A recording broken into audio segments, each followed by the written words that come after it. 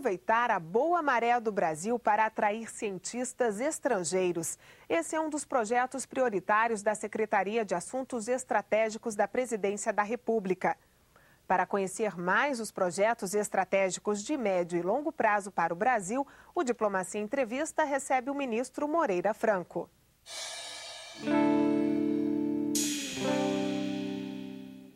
Um dos principais projetos do Ministério de Planejamento Estratégico é a questão da segurança nas fronteiras do Brasil, ao longo dos países vizinhos da América do Sul. Hoje o nosso convidado especial é o ministro Moreira Franco. Ministro, muito obrigado pela presença no programa Diplomacia.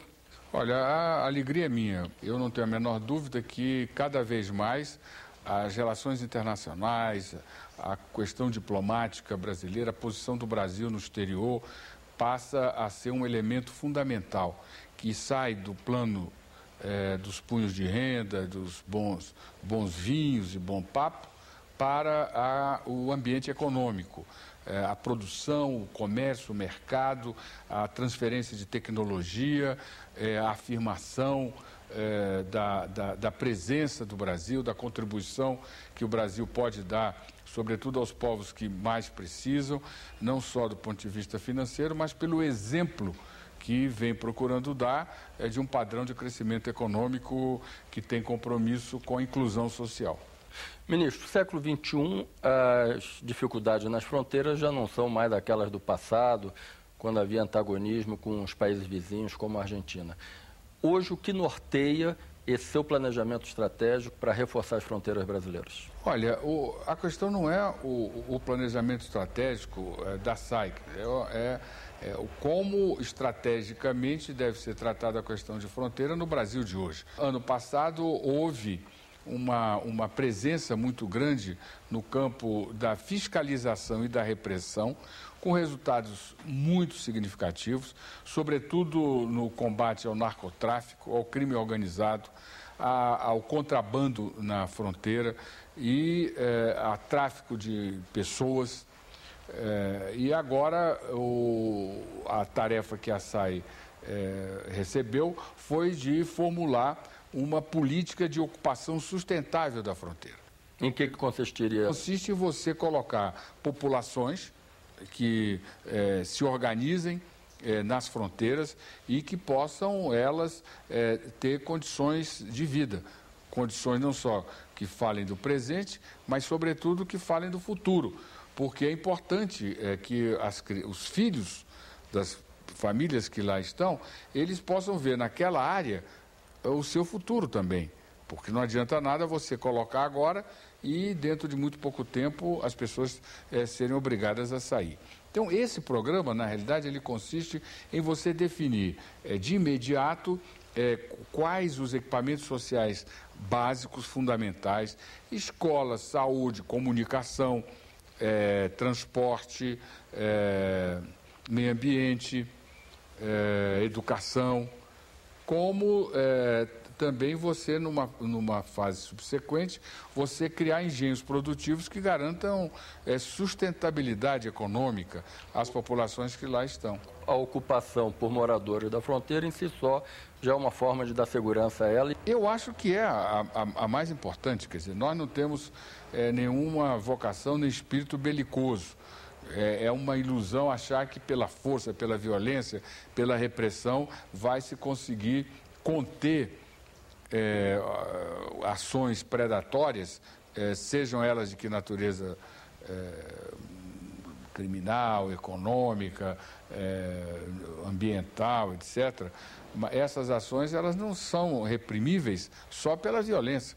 É preciso que você tenha um sentido de defesa comunitária, um sentido de esforço das pessoas, de preservar um patrimônio que não é só familiar, não é só comunitário, mas é o patrimônio cultural, que é o patrimônio do nosso país. Os colegas que lhe antecederam, nós tivemos a oportunidade de entrevistá-los, tinham basicamente os projetos principais, era o reaparelhamento das Forças Armadas brasileiras e também a questão da Amazônia.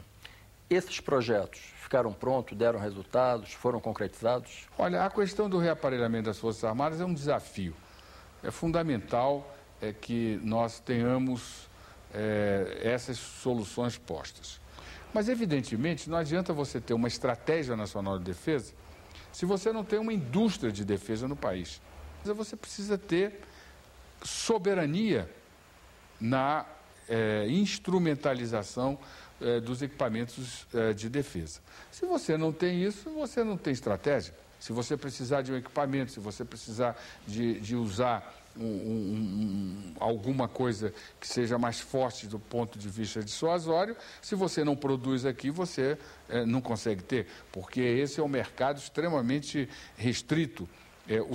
Os países não vendem equipamentos nessa área com facilidade. Então, eu creio que o desafio agora que se tem é se montar uma indústria de defesa. E está se encaminhando para isso? Essa é uma questão política a ser resolvida dentro do governo, porque essa indústria, ela tem como cliente privilegiado, não exclusivo, mas privilegiado, as forças, consequentemente o governo. O governo precisa ter disposição para colocar verba orçamentária, para desenvolver planos de pesquisa tecnológica, para desenvolver equipamentos e, em última instância, também abrir a possibilidade de introduzir no mercado normal, no mercado do dia a dia, todas aqueles as inovações que se conseguiu produzir por força das pesquisas tecnológicas para sustentar o alto padrão exigido para uma indústria de defesa eficaz. E quanto à temática amazônica, o novo Código Florestal, por exemplo, ele se coaduna com o que foi planejado estrategicamente? A questão da Amazônia é um grande desafio. Na realidade, a primeira iniciativa de se tratar a Amazônia de maneira organizada se deu no Estado Novo, e de lá até isso na década de final de 30, 40. E agora se tem um plano da Amazônia Sustentável, que reúne uma série de órgãos do governo. Um programa desse tamanho, ele só será viável e será bem sucedido se ele envolver os governos estaduais, mas, sobretudo, se nós todos tivermos a consciência de que a maneira mais fácil de intervenção é por intermédio da ação municipal. Recentemente, o senhor comentou que o Brasil deveria aproveitar o bom momento que vive, que inclusive vem provocando a atração de cada vez maior de trabalhadores estrangeiros, para atrair cérebros para o Brasil. Isso se tornou numa política, numa estratégia do Ministério? O Brasil já teve uma política migratória eficaz. O estado de São Paulo, por exemplo, é fruto disso. O número de japoneses, de italianos, o desenvolvimento da agricultura paulista, a implantação de um parque industrial sofisticado. A própria USP, a Universidade de São Paulo, que é uma das melhores do mundo, ela foi organizada trazendo a experiência de franceses altamente reconhecidos. Então, nós temos que entender que o conhecimento é um bem social.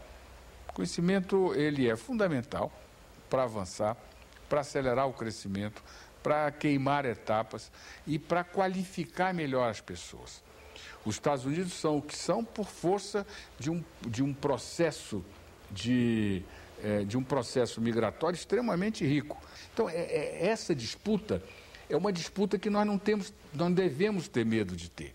É preciso que a gente entenda que nós precisamos olhar o Brasil com compromisso com a grandeza econômica, a grandeza social, a grandeza de uma presença no mundo que seja do tamanho da vocação do povo brasileiro, e que nós possamos, como alguns povos asiáticos, acelerar o nosso processo de qualificação de cientistas, de tecnólogos, de engenheiros, para que nós tenhamos condições de diminuir a diferença que existe entre nós brasileiros e os países mais desenvolvidos do ponto de vista tecnológico, no prazo de tempo mais breve possível, porque é aí que você vai garantir qualidade de vida ao povo.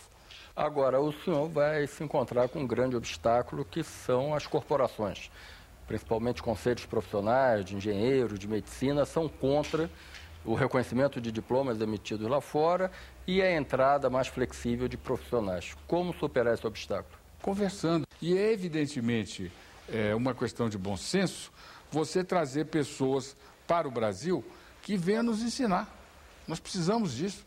É que a China conseguiu ser o que é hoje porque o Deng Xiaoping, na década de 70, ele definiu 2 objetivos, abertura e modernização. Os chineses ficaram séculos fechados e não conseguiram dar qualidade de vida ao seu povo. E com o processo de abertura e modernização, e abertura significava se abrir para o exterior, trazer conhecimento, experiência, cultura, qualificação, formação, mandar chineses para as universidades americanas, trazer os chineses de volta para lá produzirem no país, para abrirem novas perspectivas. Um país do tamanho do nosso, com um potencial enorme, nós temos que trazer para cá o que há de melhor no mundo. E o senhor antevê um prazo, uma data para quando essa política de atração de cérebros poderá estar definida? Eu creio que a parte de formulação, que é a que nós vamos trabalhar para desenhar essa linha geral, ela não é a mais complicada. A mais complicada é exatamente a que você falou. Lei boa é a que é aprovada. Ministro, muito obrigado pela sua presença aqui no programa Diplomacia. E você continua com a gente no próximo bloco, as notícias culturais. Em 1 minuto.